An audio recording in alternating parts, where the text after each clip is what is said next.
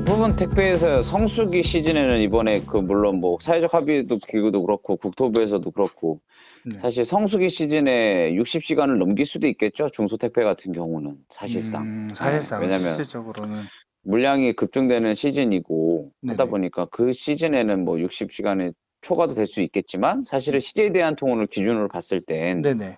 60시간이라는 거는 CJ 대한통운뿐만 아니라 아마 어느 택배사들도 지금 분류도우미가 투입되는 부분에 있어서는 60시간을 근무 시간으로 넘기는 건 쉽지 않을 거예요, 사실은 그 부분이. 그거는 이제 어떻게 보면 뭐 코에 걸면 코걸이고 귀에 걸면 귀걸이겠지만 네네. 얼마 전에 제 방송에서도 얘기했지만 네네. 택배기사가 첫 스캔을 찍고서부터의 시간대를 가지고서 이제 따지게 될 텐데 네네.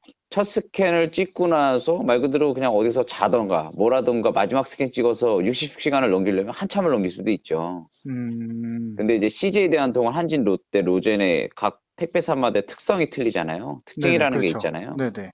그렇기 때문에 그걸 기준의 잣대를 과연 어디로 둘 것인가. 그러니까 저는 우선 첫 번째로 봐야 될 거라고 보고요. 그 기준의 잣대는 택배사마다의 성질에 대한 기준의 잣대는 봐야 된다고 보고요. 두 번째는 60시 이제 분류도우미가 정상적으로 잘 투입이 되느냐?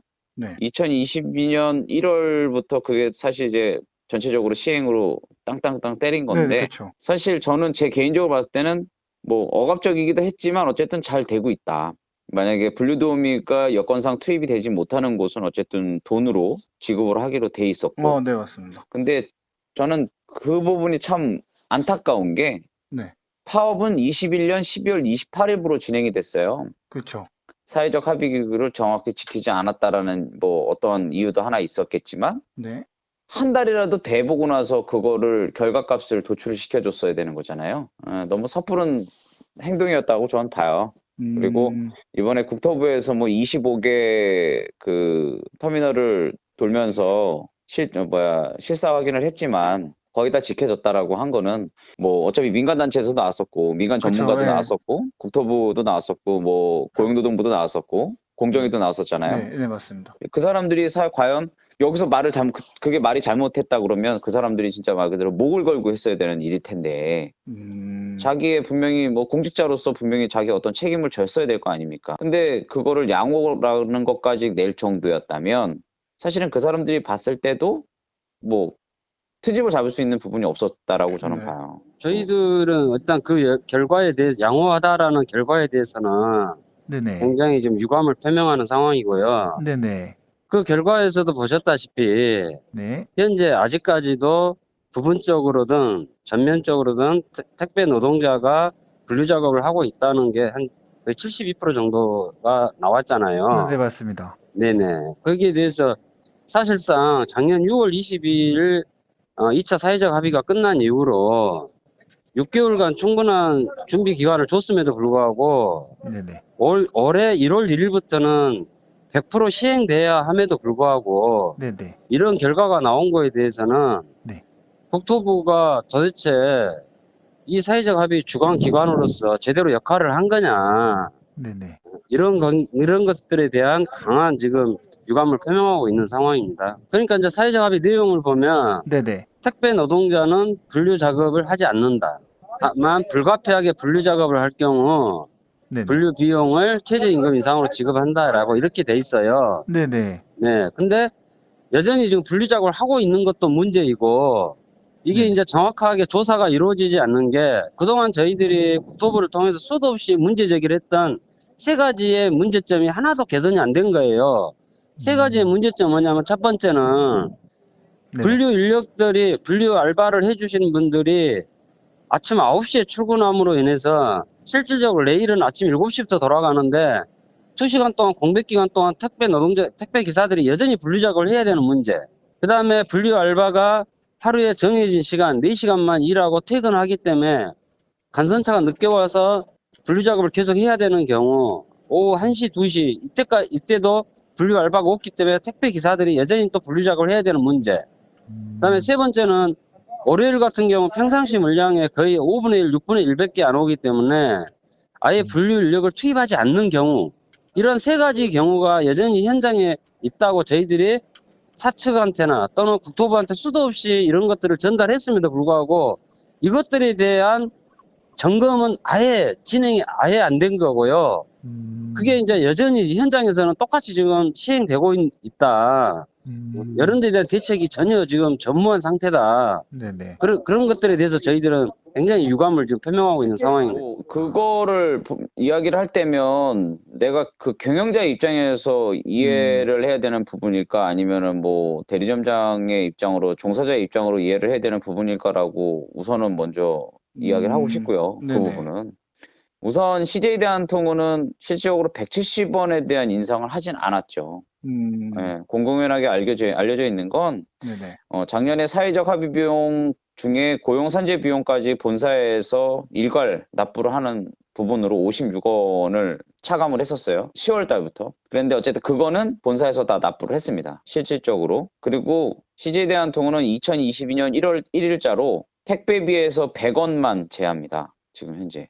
근데 나는 이게 이제 물론 그 전에 거를 뭐 4월 달에 인상한 분은 그러면 뭐냐 뭐 이렇게들 얘기를 하는데 그거는 사회적 합의 기구에서 170원이라는 게 단정 지어지기 전에 이미 본사에서는 택배 비용을 올려서 수익 적자율을 그러니까 저수익률을 가지고 고수익률로 바꾸겠다라는 이제 대표이사의 그거였던 것 같아요.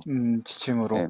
네. 그렇게 해가지고 어쨌든 택배 비용이 택배 본사 뭐 CJ 한진 롯데 다 통틀어서 거의 1%대 아니면 뭐 재작년 같은 0.8%대 수익률을 냈었잖아요. 영업이익을. 그러니까 이제 그거를 수익률을 올리겠다라는 부분으로 해서 4월 달부터 단가 인상이 됐었던 거였고. 네. 근데 170원이라는 건 저도 좀 궁금한 게 그 노조들한테 좀 물어보고 싶었던 게 네네. CJ 대한통운의 이 170원이라는 대한 이 근거 내용이 도대체 무엇이냐? 라는 걸 물어보고 싶은 거지. 그리고 처음에 28일 날 파업을 했을 때는 170원이 아니었어요. 140원이었어요. 맨 처음에 얘들이 이쪽에서 노조 측에서 이야기했던 건 140원 얘기했었거든요. 네네. 거기에서 뭐 52.5원 빠지고 뭐 사회적 합의 비용 빠지면 한 70원 빠질 것 같은데라고 이제 본인들은 뭐 같은데라는 거를 가지고 얘기를 했지만 네네. 저는 어쨌든 그 이상이었을 거다라고 봤었거든요. 비용은. 사회적 합의 비용에서 고용 산재 비용이 네네. 산재 비용 같은 경우는 정해진 금액으로 해서 비용 책정이 되지만 네네. 고용보험료 같은 경우는 정해진 비용이 아니었거든요. 그쵸. 그것도 그 설립을 시켰을 때 특고직 고용 담당 팀들을 설립을 했을 때 저도 그쪽하고 인터뷰를 한 적이 있었지만 정해진 금액으로 낼 거다라고만 얘기를 했었어요. 맨 처음에는. 근데 그게 택배기사의 수익 비율로 해가지고 0.7%를 곱해가지고 내는 걸로 바뀌었단 말이죠. 그게. 네네. 그래서 택배기사들 CJ 대한통운 특히 CJ 대한통운으로 봤을 때는 수익 모델링이 사실 되게 좋은 회사잖아요. 그렇죠. 딴 데는 뭐 400만 원, 500만 원대가 아니라 보통 600, 700, 뭐 많게는 1000단위 이상, 뭐 2000단위 이상도 되는 뭐 SM들도 있다라고 하니까. 그렇죠. 그러니까 요 비용에서는 과연 역시나 이것도 실질적인 통계 데이터를 가지고서 한 거였냐. 이 부분을 분명히 따져 물어야 된다고 저는 보거든요. 저희들이 사회적 합의할 때 그 사회적 합의 이행 비용으로 170원을 선정한 거고, 그 중에 150원은 분류 비용이고, 20원은 사회보험 지원 비용이다. 이렇게 이제 책정을 했습니다. 네네. 근데 이제 롯데 한진 노젠 같은 경우는 이 170원을 요금을 인상하고 그 요금을 별도 요금으로 책정해서 그거를 전체 대리점에 지금 내려주고 있는 상황이에요. 네, 그래서 대리점에서는 이 비용을 가지고 분류 알바를 고용하거나 아니면 실제로 불가피하게 택배 기사가 직접 분류 작업을 하는 경우는 분류 비용을 지급을 하고 있는 상황입니다. 네네. 그렇기 때문에 아까 말씀드린 뭐 오전에 분류 작업하는 문제, 오후에 분류 작업하는 문제, 월요일날 분류 작업하는 이런 세 가지 문제가 거의 완벽하게 해소되고 있는 상황이에요. 네, 근데 CJ는 기존에 자기들이 2016년도에 힐스타를 설치해놨다는 이유 하나로 대리점에 내려주는 비용이 다 합쳐서 고작 77원 정도밖에 안 됩니다. 그래서 분류 비용으로 58.1원, 그다음에 사회보장 비용으로 18.6원 이렇게 해서 76.7원을 지급을 하고 있는데 이게 대리점 입장에서는 여전히 비용이 부족한 상황이에요. 네네. 그러다 보니 방금 말씀드린 세 가지의 문제점이 그대로 전속이 되고 있는 상황이고요. 그래서 여기에 이런 문제점이 있는 거고, 그렇다고 해서 그러면 CJ 대한통운이 그런 비용적 부분에 충분하게 부족하냐? 그러지도 않습니다. 작년 4월 달에 그 판가 인상을 250원 해가지고 거의 작년 12월까지 보면 사실상 택배 요금이 250원이 다 오른 상태예요. 그러니까 이제 그런 또 비용적 부분에 충분함에도 불구하고 여전히 자기들의 추가 수익만을 위해서 이런 비용적인 부분을 적게 내려주고 있음으로 인해서 발생하는 문제다. 이런 거고, 저희들은 작년 4월에 250원 CJ가 판가 인상한 것도 어쨌든 사회적 합의를 이행하는 과정 속에서 생기는 요금 인상이기 때문에 사회적 합의 전문에 따라서 이런 것들은 반드시 택배 노동자 처우 개선에 써라. 이게 지금 저희들이 파업을 하는 가장 근본적 이유이기도 합니다.